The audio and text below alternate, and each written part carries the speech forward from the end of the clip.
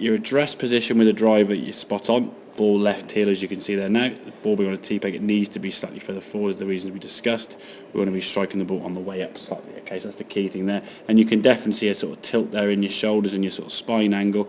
You're definitely behind the golf ball. So you start in a really good position, to be fair. The problem in the past was, because of lack of confidence with the golf club, you didn't want to take the golf club back too far. So you can see the first movement here now is basically we're just it's just wrists and forearms.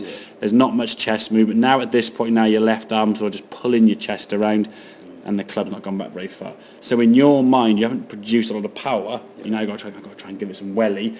That's when you lose control. Compare that to now as this club goes back here, a little bit more chest starting to move a bit earlier, and we get him back there. Okay, that's great. If we can get to there. That, no, you're probably losing sight with the eye on the right eye, because obviously you just turned your head a little bit. That's a little bit of flexibility, and in some ways that's probably a little bit too long a backswing if I was being truthful. Okay, we're looking for sort of 90 degrees. You've gone maybe a bit more than 90 degrees there with your back to target, so we can sort of find a middle ground there, but I'd rather be going towards this area than back here.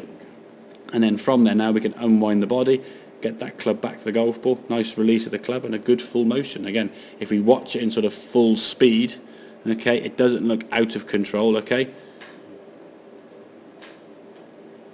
I mean, you didn't go where you wanted to, but the movement was fine. Okay, it was a good movement. Okay, it's just getting that information back to the golf ball now with a better move. But that club's got to stay pointing at the golf ball, we see here, for longer, not letting the club over rotate that. And again, it was the same with the 7-iron. You went away, you practiced that, you fixed it, and now you come back the first 4 or 5 7-irons were boom, boom, boom, dead straight.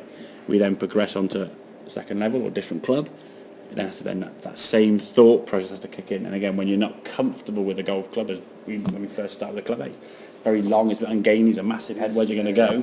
We know it could go, when it goes wrong, it's really wrong, isn't it? But as I said, that club for you, 200 yards. And as I say, you've proven that, 193 really. If we can get anywhere near 200 yards, that's going to be great. That's going to make it a lot easier on the golf course. And again, we can go to the range, we can work on things, we can try some different shots. So you can use different clubs, not just going to stick with a 7-iron or an 8-iron all the time. Okay, mate? Awesome. Good stuff, right.